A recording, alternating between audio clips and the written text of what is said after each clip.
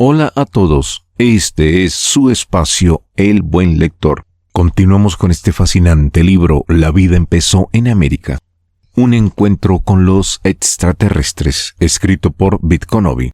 Es una obra intrigante en que el autor explora la fascinante idea que la vida humana tiene sus orígenes en América gracias a la intervención de estos seres. Esta información eres libre de creer o no creer. ¡Ey! Acomódate y disfrutemos juntos este audio resumen. Sin más, a lo que vinimos. Gracias, amigo, por su opinión. Mi nombre es Lucho y él se llama Miguel. Esta comida no es la sobra de mi negocio. Soy dueño de este restaurante y desde que vivo en este lugar siempre sigo comprando la comida que sobra a los otros restaurantes para darles a las aves, porque ellas son hijas de la naturaleza igual que nosotros. Además, ayudar a los seres vivientes es el deber sagrado de cada persona, explicó Lucho con énfasis. ¿Dijiste hoy que los apunianos aterrizaban en Chichén Itzá después del diluvio? ¿Cómo hicieron eso en aquel lugar donde solo hay un edificio y ruinas a su alrededor? Preguntó Carlos. Sabía que me ibas a preguntar eso, Carlos. La pregunta es siempre positiva porque nos aclara lo que deseamos saber, respondió Noé con ánimo y luego prosiguió. Las astronaves apunianas, Carlos, pueden aterrizar en cualquier lugar de la Tierra o de cualquier otro planeta del universo. Pueden posarse sobre una roca, un árbol, un río o cualquier lugar porque se desgravitan y solo mantienen el peso necesario. Además, aterrizan y se elevan verticalmente. En aquella época, cuando los apunianos hicieron parar el diluvio en el lugar hoy llamado Chichén Itzá, había una pampa arenosa y en el suelo los apunianos habían escrito señales como las que estamos viendo ahora en Nazca. Observa la pantalla y te mostraré cómo fue y cómo se borraron aquellos dibujos. Todos miramos la pantalla asombrados. Primero vimos cómo quedó la pampa después de secarse el agua del diluvio. Enseguida vimos que los apunianos pintaban en el suelo de la pampa de Chichén Itzá, en México, señales idénticas a la de la pampa de Nazca en el Perú. Y de ambos lugares, los apunianos leían desde el espacio los datos sobre el estado de la Tierra y así sabían detalles de cómo se encontraba la superficie terrestre para proseguir poblándola. Esto duró miles de años, continuó Noé, hasta que un día la superficie de Chichén Itzá sufrió un hundimiento y las pampas con señales fueron cubiertas por la tierra. Y así Chichén Itzá fue convertida en lomadas, pampas y valles, sobre los cuales los apunianos, ya convertidos en terrestres por influencia solar, empezaron a construir obras para usos diferentes.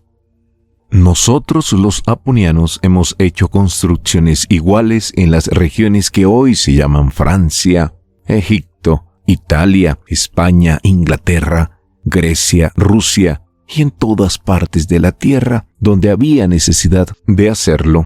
Carlos luego miró a Noé y dijo: Usted, amigo, acaba de decir que el sol ha influido negativamente sobre los apunianos que han poblado la tierra. ¿Podría explicarnos eso, por favor? La próxima vez, amigo Carlos, solo pide lo que desees que hablemos, pero sin utilizar la frase «por favor». Para los apunianos, el símbolo sagrado son las palabras «todo por los demás», y es nuestro deber llevarlo a la práctica. No lo hacemos para que nos aplaudan, elogien ni glorifiquen. Nuestra vida es hacer todo por los demás, enseñar amor fraternal entre los seres y nuestros hermanos en la tierra y guiarlos hacia la amistad, estudio y trabajo. Una sola cosa nos gustaría pedir a nuestros hermanos de la tierra: que traten de imitarnos. Eso es, que traten de imitarnos haciendo todo por los demás, lo que es posible, y que cada día traten de ser mejores de lo que fueron el día anterior, subrayó Noé amistosamente. Luego prosiguió: los rayos solares, Carlos, tienen positividad para la vida terrestre, pero también poseen negatividad.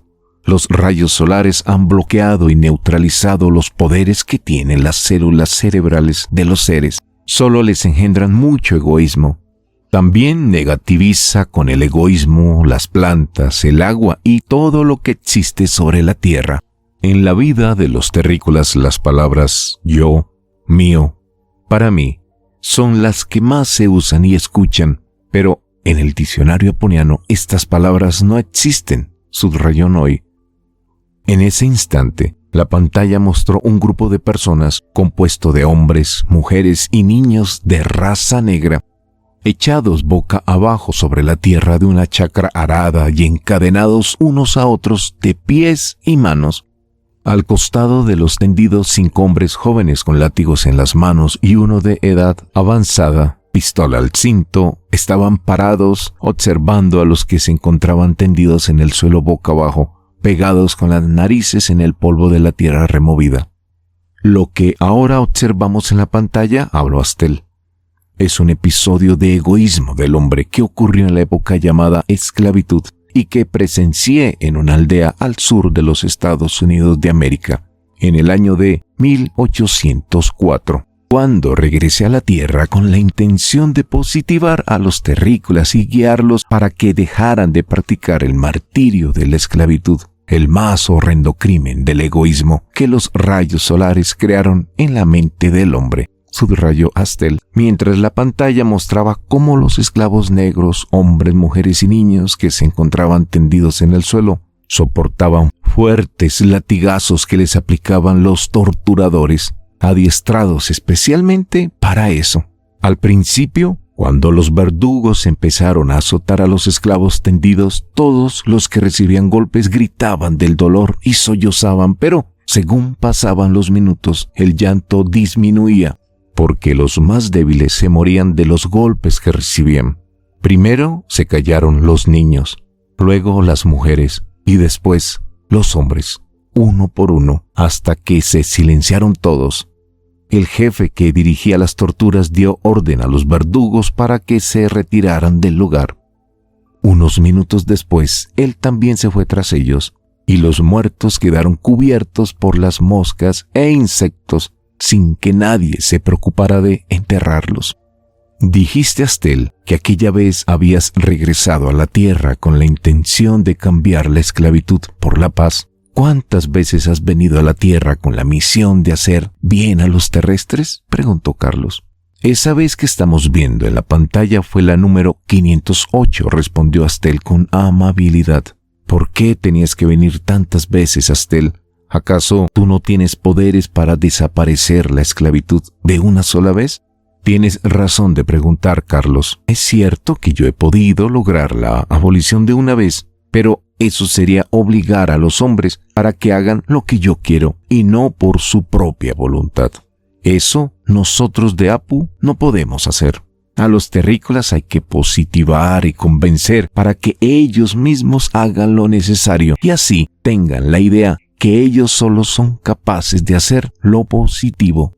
La primera vez, Carlos, vine a la tierra para tratar de anular la agresión egoística del hombre que había establecido como costumbre la práctica de la esclavitud. Fue cuando me encontraba en el planeta Estoya, que pertenece a la galaxia X14 y que dista de la Vía Láctea 155.000 años luz, medida aponiana, que es 30 millones de kilómetros por segundo y no 300.000 kilómetros por segundo, número de velocidad que usan los terrícolas en los cálculos de movimiento.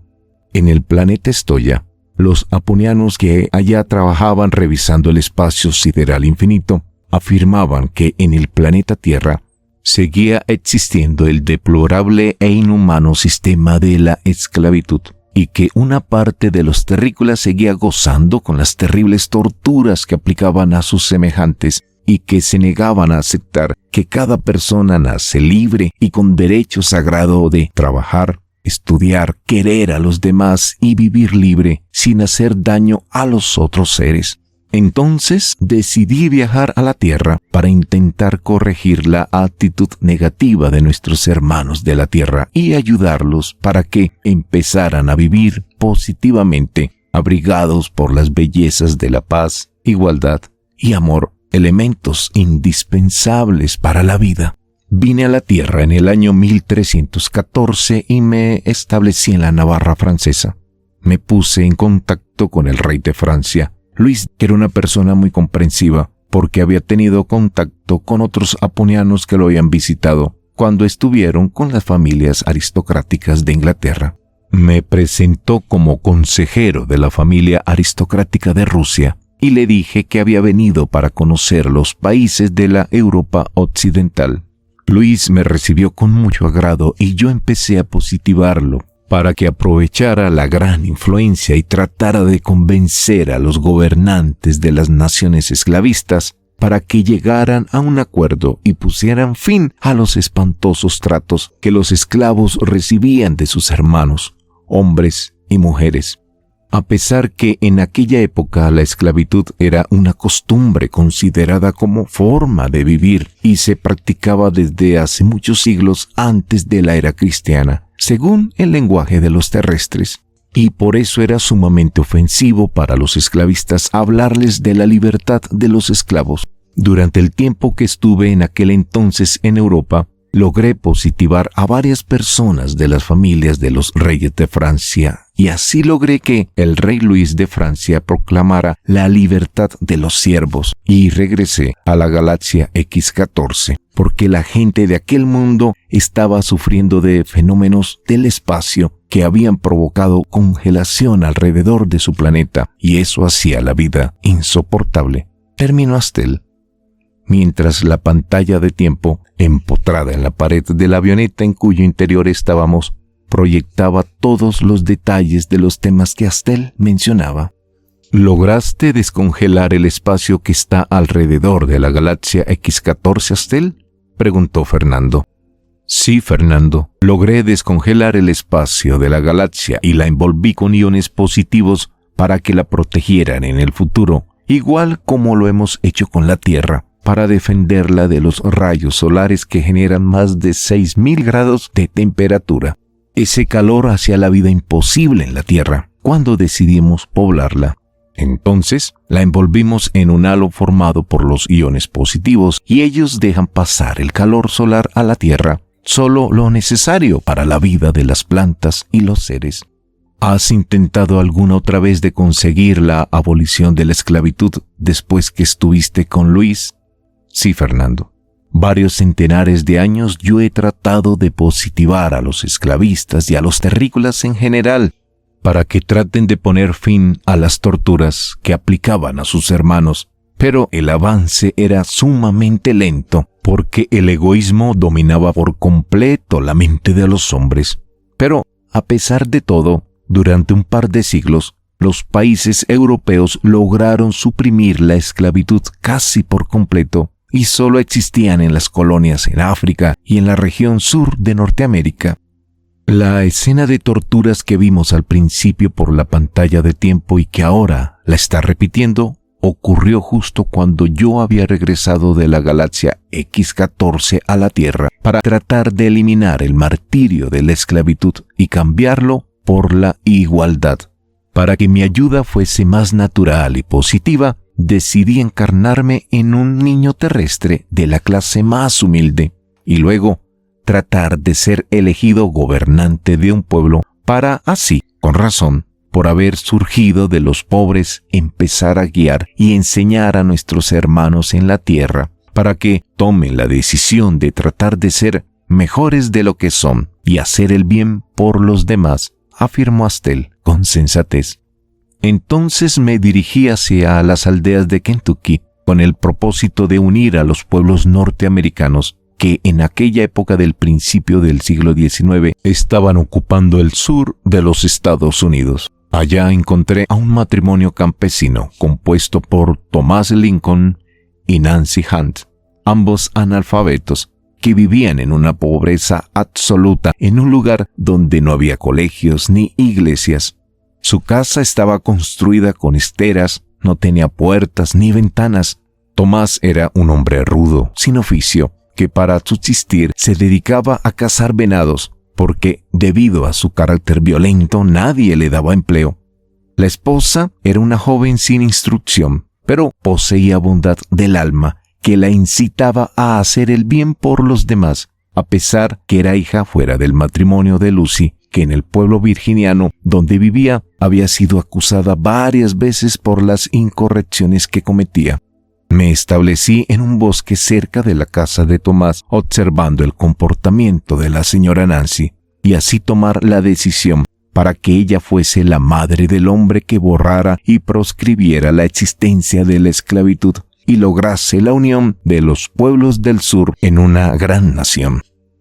Un día amaneció lloviendo. La señora Nancy se fue a recoger leña para hacer una fogata en la que asaría la carne y prepararía la comida. Regresando a la casa, en el camino encontró 3 aves que estaban maltratadas por las ramas y palos arrancados de un árbol en que habían estado descansando, cuando éste fue destruido instantáneamente por un rayo. Las cogió y las puso en su canasta. Cuando trajo las avecitas a la casa, Tomás se encontraba en el campo cazando venados y Nancy aprovechó para lavar las heridas de los pajaritos, darles de comer granos de trigo y acomodarlos en una jaula que ella había tejido para criar pollitos. Por la tarde del mismo día, visité la casa de Tomás. Nancy me señaló las aves y me explicó que a Tomás no le gustaban los animales y que tendría que esconderlas hasta que sanaran. Durante 4 días Nancy estuvo curando y alimentando aquellas avecillas. El 5.º día, los pajaritos salieron de su jaula y volaron al bosque sanos y bien alimentados. Aquella labor de la señora Nancy me confirmó que era una mujer positiva y que merecía ser madre de un apuniano que naciera en la tierra con la misión de ayudar a los hermanos terrícolas. En el año 1808, Nancy quedó encinta. Una mañana, cuando ella había ido al bosque por leña, me acerqué sin que se diera cuenta de mi presencia y me desintegré en minios, la más pequeña partícula de átomo, y formé un halo invisible de esas mis partículas alrededor del cuerpo de Nancy, para que los absorbiera respirando o alimentándose y que penetraran por los poros de su piel para formar las células y átomos del cuerpo del hijo durante su formación en el vientre materno. Y así, cuando el bebé naciera, resultaría ser yo mismo con todos los poderes apunianos que utilizaría por el bien de los terrestres mientras permaneciese en la tierra. Así, 9 meses después, el día domingo, 12 de febrero de 1809, la señora Nancy dio a luz un niño, que era yo. De esa manera, nací como el hijo del matrimonio Lincoln, en una choza sin puertas, ni ventanas, ni piso, ubicada en un bosque de Kentucky.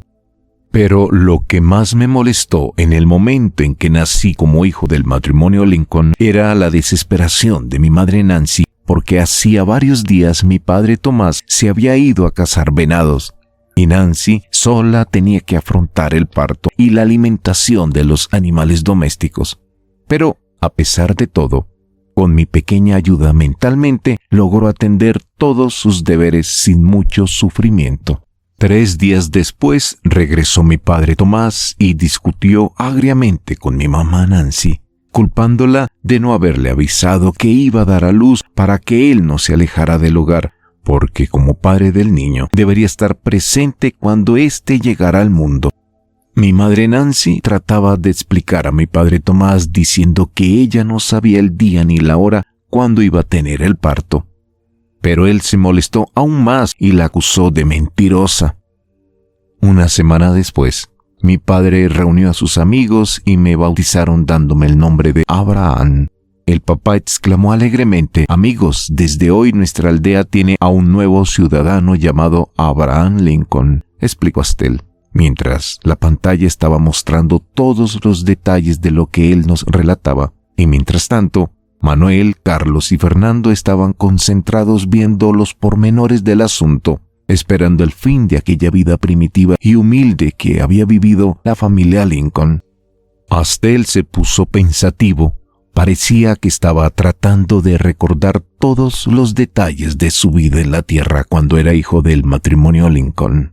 Luego sonrió y habló: Tenía yo 7 años de edad cuando mi padre Tomás vendió la chacra donde estábamos viviendo por unos barriles de whisky de maíz y nos trasladamos a una región boscosa donde mi hermana Sara y yo teníamos que taparnos con la hojarasca durante la noche para abrigarnos y poder dormir. De día nos divertíamos corriendo tras las aves, subíamos a los árboles, perseguíamos los conejos silvestres y así pasábamos nuestra niñez. En el año 1818, cuando yo tenía 9 años, una peste infecciosa azotó la región donde vivíamos y mi madre Nancy dejó de existir. Murió una noche en que mi padre se había ido para vender sus pieles de oso que había preparado. Por medio de la desintegración e integración, trasladé a mi madre Nancy al planeta Apu, y con nosotros en la casa solo quedó la imagen de su ser, que a nuestro modo terrestre de ver y pensar era Nancy en su cuerpo original. Al día siguiente, papá Tomás regresó. No le afectó mucho la muerte de mi madre, porque nunca llegaron a ponerse de acuerdo por completo sobre los asuntos familiares que había que solucionar. Con la ayuda de 5 personas que vivían en la región, sepultaron a mi madre al pie de un árbol que cubría con sus ramas una gran extensión de terreno. ¿Por qué dejaste hasta el que tu madre muriese cuando hubieras podido sanarla?, preguntó Carlos con énfasis. Tienes derecho de preguntar eso, Carlos, pero te explicaré. La vida en la tierra es un sacrificio en que las personas y animales luchan con el gusto y el egoísmo desde que nacen hasta que mueren. Las palabras que más se escuchan en las conversaciones de las personas son yo, mío. Estas palabras, Carlos, no existen en el idioma apuniano. Allá, la vida se compone de trabajo, estudio y amor hacia los demás seres. Las palabras todo por los demás y amar es vivir son las que más se oyen en Apu.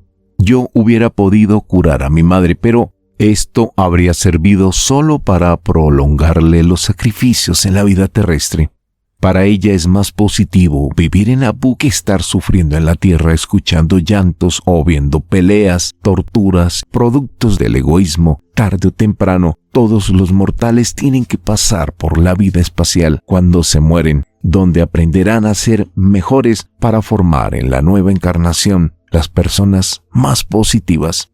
Una semana después, mi padre Tomás decidió viajar junto con una bella mujer llamada Sara Buch, viuda y madre de 3 hijos, a la cual trajo de un pueblo lejano, Elizabethoven, y así empezó a tranquilizarse.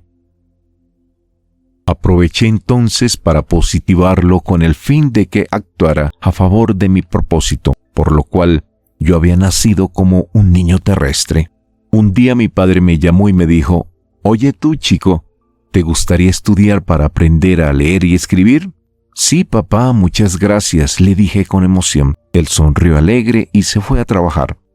Al día siguiente me llevó junto con mi hermana a un pueblo llamado Pigeon Creek, que distaba como 6 kilómetros de nuestra casa, y nos presentó a un hombre llamado Axel Dorsey, que había formado un grupo de niños para enseñarles a leer y escribir sin cobrar por su trabajo. A los pocos días, mostré a los demás que yo había aprendido a leer y escribir y que estaba leyendo la Biblia. Todas las personas se sorprendieron a decir que yo era un niño milagroso. Les expliqué que yo había aprendido a leer y escribir hacía varios años y eso los tranquilizó. Conocí al señor Axel Dorsey varios años antes, cuando me encontraba positivando cuáqueros en la parte norte de los Estados Unidos para que con su enseñanza religiosa influyeran en los esclavistas y proclamaran la abolición de la esclavitud. El señor Axel Dorsey no me conocía porque yo había hablado con los cuáqueros 20 años antes de encarnarme en el hijo del matrimonio Lincoln, y cuando Axel me conoció yo era un hombre de edad madura y ahora parecía como su alumno de primaria. Así pues, decenas de años permanecí colaborando con los cuáqueros para que ayudaran a liberar de los sacrificios a millones de personas, hombres, mujeres y niños, hasta que en el año 1780 los cuáqueros lograron la abolición de la esclavitud en varios países americanos.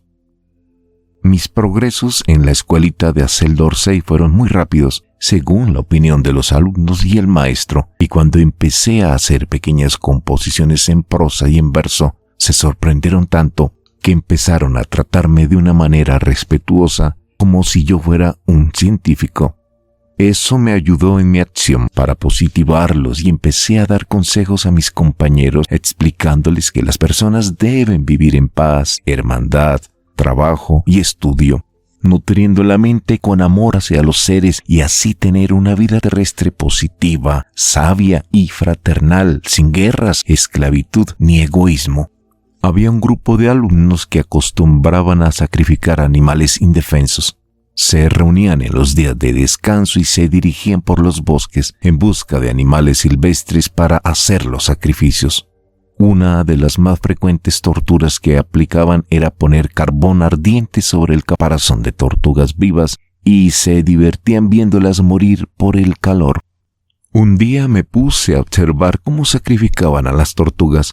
Cuando los alumnos acabaron de colocarles el carbón ardiente sobre sus caparazones, me concentré e hice que las tortugas saltaran 2 metros de alto y que los carbones cayeran a los cuellos de los muchachos.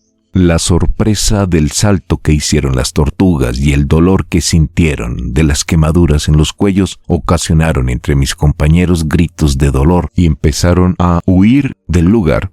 Cuando se reunieron para conversar de la sorpresa, yo me acerqué a ellos y les dije: amigos, ustedes son unos jóvenes buenos e inteligentes, por eso me agrada hablarles. En la Biblia, que seguro ustedes han leído, hay unas páginas donde están escritas unas frases por los sabios del poder divino, y que dicen: no hagas a los otros seres lo que no te agrada que te hagan a ti. Estos pobres animalitos son obra divina igual que nosotros. Imagínense cómo nos sentiríamos si alguien más fuerte que nosotros nos rociara con petróleo, así vestidos, y luego nos prendiese fuego. ¿Les gustaría soportar el calor del fuego sobre sus cuerpos?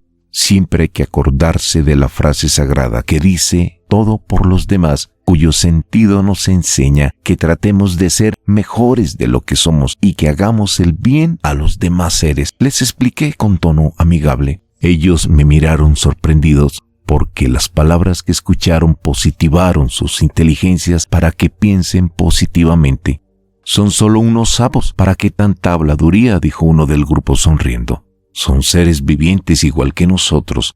El amigo tiene derecho de hablar así y yo quiero saber quién más de nosotros piensa igual, gritó uno de ellos en voz alta. Tienen derecho a la vida igual que nosotros, ¿o no? Antes que terminase la última frase, todos los del grupo aplaudieron y 4 de ellos se fueron donde las tortugas y les echaron agua a sus caparazones para calmarles el dolor provocado por el fuego, explicó Astel mientras Carlos, Fernando, Manuel y yo veíamos la pantalla que mostraba detalles de lo que Astel mencionaba. Me sentí satisfecho en aquel momento.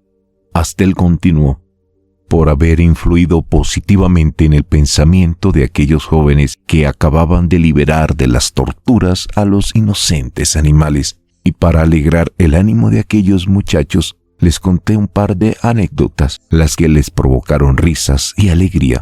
Los días siguientes, cuando me encontraba con alguno de los muchachos que me habían escuchado por referir los cuentos, me suplicaban que les contara otros cuentos y yo aceptaba con mucho agrado, porque así entraba en contacto con mayor número de lugareños a los que mis relatos les provocaban risas y alegrías y al mismo tiempo era la manera de positivarlos para que traten de ser mejores de lo que eran. Más adelante me dediqué a escuchar alegatos y discursos de los abogados junto con la gente del lugar y me juntaba con los abogados para que los lugareños pensaran que yo también deseaba aprender las reglas positivas de comportamiento fraternal con los demás. Muchas veces caminaba alrededor de 20 kilómetros para asistir a los debates de los abogados. A veces me atrevía a corregirlos mentalmente y así lograba que los oyentes quedaran muy satisfechos elogiando a los abogados. Cuando mi padre vendió su chacra en Kentucky, nos trasladamos a Illinois y nos instalamos cerca de Decatur, en una tierra cubierta de bosque, nunca antes trabajada, ubicada cerca del río Sangamón. Lo primero que hicimos fue cortar árboles, construimos una cabaña para vivir en ella y así limpiamos alrededor de 15 acres de tierra y sembramos en ella maíz. En aquel lugar yo me dedicaba a todo lo positivo. Construía cercos, cosechaba heno, araba la chacra y cuidaba en el bosque. Pero el más impresionante trabajo que hice en aquel tiempo tuvo lugar durante un viaje a Nueva Orleans por el río Mississippi, como trabajador en la lancha de un navegante llamado Denton, que me contrató para trabajar cortando árboles y en la construcción de una casa de troncos para establecer un almacén en New Salem. Cuando llegamos a Nueva Orleans, el dueño de la barca, Danton, decidió visitar a un hacendado amigo suyo y me ordenó que lo acompañara cargándole las maletas. Dejamos la nave en el puerto y nos encaminamos. El viaje duró varias horas y cuando llegamos a la hacienda, allí presencié la tortura de los esclavos que acabamos de ver por la pantalla. Pero lo que más me sorprendió fue el inhumano comportamiento de aquel patrón con los esclavos, dijo Astel, mostrando en su rostro una profunda seriedad. Había en la hacienda 150 esclavos negros, hombres y 80 mujeres que trabajaban en las chacras por turnos. Mientras unos esclavos trabajaban, los otros permanecían atados de pies y manos, un tiempo echados en el suelo boca abajo, otra vez de espaldas y en otras posiciones, según se les ocurriera a los guardianes que los custodiaban. La alimentación se la daban solo una vez al día, en la posición de sentados, y solo se les permitía pararse cuando tenían que ir a hacer sus necesidades fisiológicas a una acequia, por la cual pasaba cantidad de agua para regar las chacras y la que también utilizaban para tomar y bañarse. Pero lo que más conmovía al alma humana era el comportamiento de los guardianes con los esclavos. Cada uno pegaba, castigaba y hacía sufrir a los esclavos a su manera. Los quemaban con el fuego, les echaban agua hervida sobre sus cuerpos, les clavaban clavos en los pies, los brazos y el cuello. Y aquel que inventaba las más duras y horribles torturas recibía las mejores calificaciones del patrón y de sus compañeros. Cuando regresamos de la visita, mi patrón Denton instaló un molino, luego un aserradero y yo lo ayudaba en todo. Allí trabajé como maestro del molino, del aserradero y en los trabajos de la chacra durante 6 años. En aquel lugar empecé a pronunciar discursos a los lugareños y les explicaba las partes positivas de la vida. A los habitantes del lugar les agradaban mis discursos y me pedían que los aconsejara y ayudara para que renovaran la legislatura del Estado, porque la que les gobernaba no tomaba en cuenta los derechos humanos de los ciudadanos. En aquel tiempo llegó una expedición de Inglaterra para buscar minas de oro guiada por un especialista en minas llamado Felipe Tudor. Lo conocí en el año 1855, cuando éste había venido a Illinois para tratar con mi padre sobre los productos de chacras, bosques y minerales que compraba y los transportaba en sus barcos para Europa y América. Un día me confesó que se dirigía a la República del Perú y yo lo positivé para que él hablara al presidente de la República Peruana de aquel entonces, don Ramón Castilla, para que hiciera abolir la esclavitud en el Perú. Felipe era una persona muy positiva, aceptó mi propósito y yo imané mi mente con el poder positivo. Cuando llegó al Perú, hablamos con don Ramón y este puso fin a la esclavitud en el Perú en el año 1860 y liberó a miles de negros, convirtiéndolos por ley en ciudadanos peruanos. Agradecí a Felipe por la noticia y por su colaboración en favor de los esclavos. Lo ayudé en sus propósitos comerciales, que en aquella vez fueron de su máxima satisfacción. Así pues, amigos, nos dijo Astel sonriente, la esclavitud disminuía cada día y las personas en la tierra empezaban a vivir convenciéndose que todos los humanos tenemos igual derecho a la vida y a todos nos corresponde vivir libremente en la tierra. En el año 1830, por medio de los iones positivos, positivé al rey de Inglaterra, Guillermo, y éste abolió la esclavitud en su país Durante el gobierno de la reina Victoria se hicieron 24 tratados entre Gran Bretaña y las naciones civilizadas para la abolición de la esclavitud. Y solo faltaba convencer al gran número de esclavistas del sur de Norteamérica para que decidieran poner término a las torturas y sacrificios que aplicaban a personas inocentes y los reemplazaran con igualdad y amor fraternal. Lo que vi en la hacienda del amigo de Denton me horrorizó y me puso en actitud de buscar la eliminación de la esclavitud en la sociedad humana, y que fuera lo más pronto posible. Los lugareños de Illinois procuraban aprender algo de mis discursos y me pidieron que me presentara como candidato para el puesto de legislador del lugar en el año 1832. Les obedecí, pero no fui elegido. Eso ocasionó tristeza entre mis electores, pero se unieron con más fuerza para tratar de aprender algo de mis discursos y así recuperarse de la derrota. En aquel tiempo conocí a una joven, Anne, que era muy positiva y trataba de hacer todo por los demás. Por eso, Anne y yo acordamos actuar juntos por el bien del prójimo. Y mientras tratábamos de positivar y orientar al mayor número de personas para que traten de actuar en contra de la esclavitud, Anne se enfermó. Yo hubiera podido curarla en un instante, pero Anne era una persona sumamente positiva y solo pensaba en los demás. Por eso decidí transportarla a Apu, para que ella aprendiera nuestros poderes y luego regresara a la tierra para positivar y enseñar a los hermanos terrestres. Apenas empezó a avanzar la enfermedad de Anne, la desintegré y la integré en Apu según nuestras reglas de la vida. Allá, Anne positivó su mente en poco tiempo y hasta ahora ha venido a la tierra en varias ocasiones y ha encarnado 4 veces en personas terrestres que han ayudado y enseñado a los hermanos de la tierra muy positivamente. Como yo tenía que positivar al mayor número posible de personas para que me ayudaran a conseguir un alto puesto de mando en la sociedad, el cual me permitiera abolir la esclavitud, en el año 1837 me trasladé a Springfield, capital del estado de Illinois, para allá proseguir enseñando a las personas, nos dijo Astel sonriente. Carlos volteó la cabeza hacia Astel, lo miró sonriente y preguntó: «Dijiste, Astel, que cuando murió la muchacha Anne, la trasladaste a Apu. ¿Por qué no la curaste para que te ayudara en tus trabajos en la tierra?» Astel respondió sonriendo: «Era una joven que había decidido sinceramente lograr ser mejor de lo que era y su especial satisfacción consistía en hacer todo por los demás.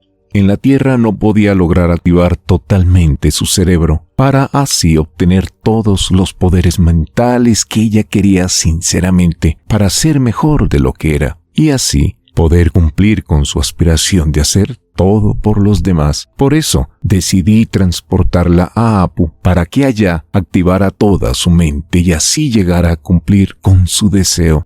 «Dime, Astel», interrumpió Carlos, «¿en este planeta Apu hay personas de la Tierra que viven allá?»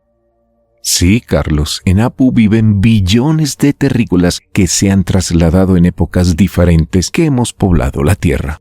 Ya has visto en la pantalla que nosotros en Apu y ustedes en la Tierra somos una misma familia e idénticos en todos los aspectos psíquicos y físicos, solo que los poderes de la mente de los terrícolas están neutralizados por la influencia de los rayos solares. Por eso no pueden hacer lo que hacemos nosotros en Apu. Solo 2 grupos celulares del cerebro de los terrestres permanecen activos a medias. Estos son el grupo celular que crea el egoísmo y el grupo celular que crea el gusto. Entre los terrícolas, las palabras que más se usan son yo, mío. Pero en nuestro diccionario en Apu, estas palabras no existen. El egoísmo y el gusto no corregidos son los más graves enemigos de los seres terrestres que aún no han logrado positivar las partes del cerebro que los rayos solares han neutralizado hace billones de años. En Springfield encontré a 2 amigos, Joshua y William, quienes me enseñaron según creían ellos, a estudiar las leyes y reglas que en aquel tiempo guiaban a la sociedad. También me explicaron cómo pronunciar correctamente las palabras en los discursos y por su influencia fui admitido al ejercicio de la abogacía conforme a las reglas del Estado. Así pasaron 2 años de mi vida en Springfield, donde trabajaba positivando a todas las personas que iba conociendo para que se unieran y reclamasen a las autoridades la promulgación de leyes para suprimir la esclavitud.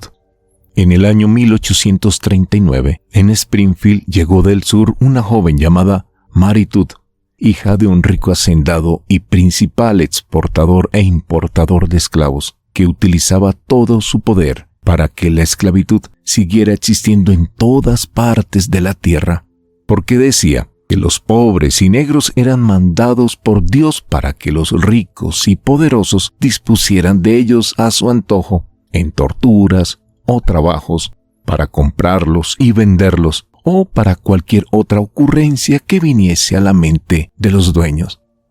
Decidí entonces positivar a Mary, para que ella intentara positivar a su padre a favor de la abolición de la esclavitud y le hiciera comprender que todos los seres humanos tienen los mismos derechos válidos para todos por igual, como son vivir, trabajar, estudiar, opinar, crear y adorar, de acuerdo a su pensamiento positivo, que no debe ser dañino para ningún ser, tratando de fortalecer la paz y fraternidad en la vida terrestre.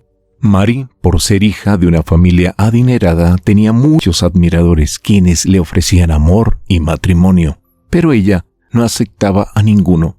Conmigo conversaba de todo. Yo le contaba que había leído muchos libros y que de ellos había aprendido enseñanzas positivas. ¡Hey, amigos! Hacemos una penúltima pausa en La vida empezó en América, un encuentro con los extraterrestres, escrito por Bitconovi. Este fascinante libro es una invitación a cuestionar y reflexionar sobre nuestro verdadero origen y las posibles conexiones con seres de otros mundos. Ten siempre presente que cuando tú lees o escuchas el audio de un libro, por sus palabras y sus líneas, ya no serás la misma persona. Nos encontraremos en otro audio resumen. Gracias por estar ahí. Un gran abrazo para ti. ¡Ey! De corazón. Bendiciones.